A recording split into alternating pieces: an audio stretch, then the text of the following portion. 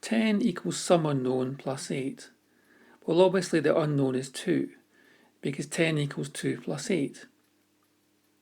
But bear with me because I'm going to show you a method that we use later when we deal with algebra. So some unknown plus 8. How can we have the sum unknown on its own? At the moment we're adding 8 to it. What's the opposite of adding 8? Subtract 8. So when we have an equation like this, we need to do the same to both sides. So if we subtract 8 from the right hand side, we need to do the same on the left hand side of the equal sign. So doing this, subtracting 8 from both sides, you can see that the 8's on the right hand side will cancel. And we're left with 10 minus 8 equals the unknown. So now in effect the unknown is the subject of the equation. So 10 minus 8 equals 2, so in other words the unknown is 2, so we've solved our problem. We're going to introduce now the idea of algebra. So you can see we have an equation here that uses letters, V equals IR. This is known as Ohm's law, which will be well known if you're an electrician, you'd know all about this. So why do we use letters?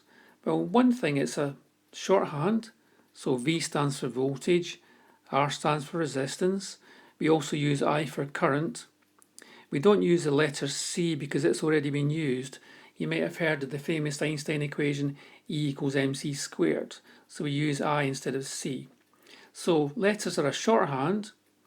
You can see in this equation here that V equals IR. So V is called the subject of the formula. We could rearrange that to have what I is and also what R is in terms of V and I. So it's a shorthand having the letters, and also we can substitute number values for those letters. So if we measured the current in a circuit and knew what the resistance was, we could do current times resistance and then work out what the voltage is. We have an equation here, V equals U plus AT. So you would know this if you've done physics before. V stands for velocity, U stands for initial velocity, and A stands for acceleration, and T stands for time. So if you're travelling at 30 miles an hour and you accelerate for 10 seconds at a certain rate, you can work out your new speed. So in this case, V is on its own. V is called the subject of the formula, and we want to rearrange it, so we want to have A on its own. We want to make A the subject of the formula. So there's 3 basic rules you need to follow. So firstly, deal with any addition or subtraction, then any multiply or divide, and then finally deal with any powers. So we want to change the subject to A. So we'll leave the T until later because it's A times T. So let's look at the U. At the moment we're adding U. What's the opposite of adding U? Well, the opposite of adding U is subtract U. So let's subtract U from both sides. And you'll see that the U's cancel on the right hand side. So what we're left with? We're left with V minus U equals AT. And I put a small multiplication sign there. So A times T. We want to have A on its own, A being the subject of the formula. What's the opposite of times T? Well, the opposite of times T is divide by T. So remember, we need to divide both sides of our equation by T. So V minus U all divided by T equals AT divided by T. And you can see here that the T's cancel on the right hand side. So what we're left with, just write it out neatly, V minus U all over T equals A. So A is now the subject of the formula, so that's our final answer.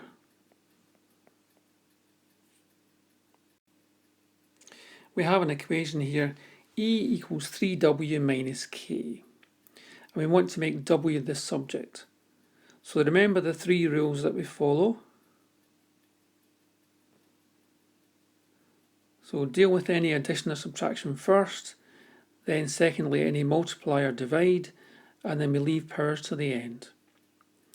So we want to have W as a subject, in other words we want to have W on its own. So worry about the 3 times W for later. At the moment we're subtracting K minus K. What's the opposite of subtracting K? Well, that's add K. So let's add K to both sides.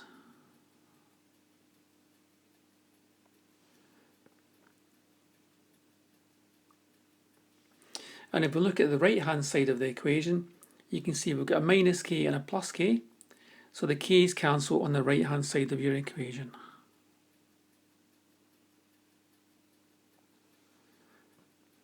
So write down neatly what you're left with. So we have E plus K equals 3W.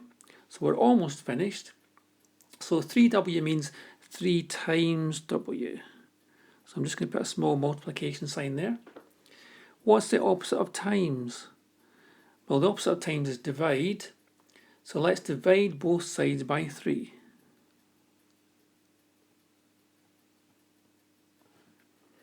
So that's what we've done here. Divide both sides by 3.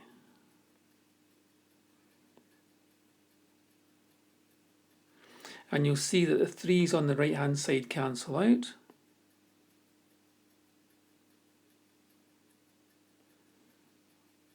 That's here. So what are we left with?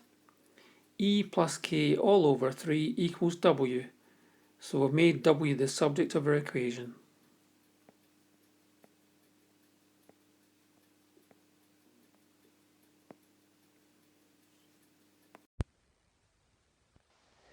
Change the subject of the formula A equals 3b squared plus C to B.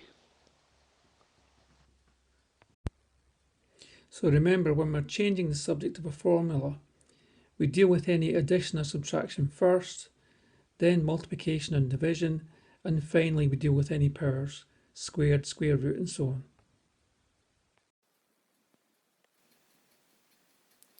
Okay, change the subject of the formula to B. So rather than looking at the 3b squared, we look at the plus c first. It's a bit like BODMAS in reverse. So to get rid of the c, to move it over to the other side of the equation, we do the opposite of addition, we subtract. So let's subtract c from both sides of the equation.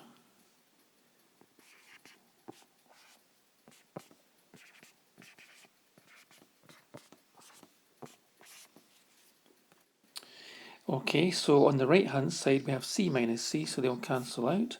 So we have a minus c equals 3b squared.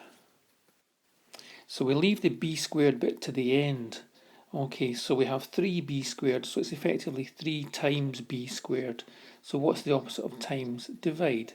So let's divide both sides of the equation by 3.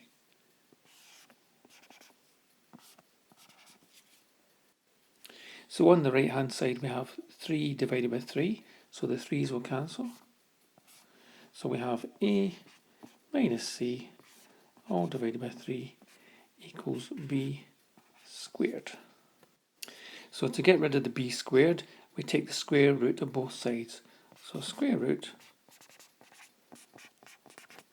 both sides.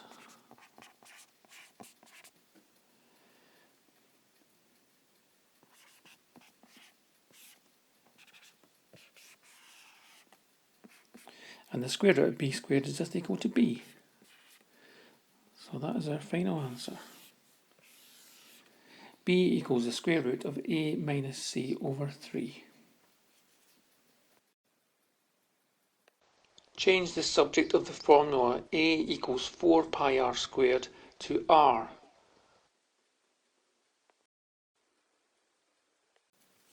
Change the subject of the formula a equals 4 pi r squared to r. Well, first of all, leave the squared for the moment. What we have is 4 pi times r squared. The opposite of times is divide. So to get rid of the 4 pi, move it over to the other side, what we do is divide both sides by 4 pi. So divide by 4 pi and divide by 4 pi. So on the right hand side, 4 pi on the top and 4 pi on the bottom cancels out nicely. So what we have is a over 4 pi equals r squared. So we're nearly there. So to get rid of the squared, just take square root of both sides.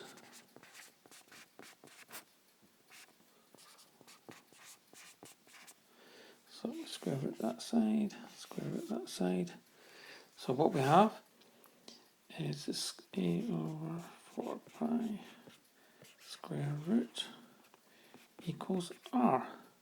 So that's our final answer. So r equals the square root of a over 4 pi.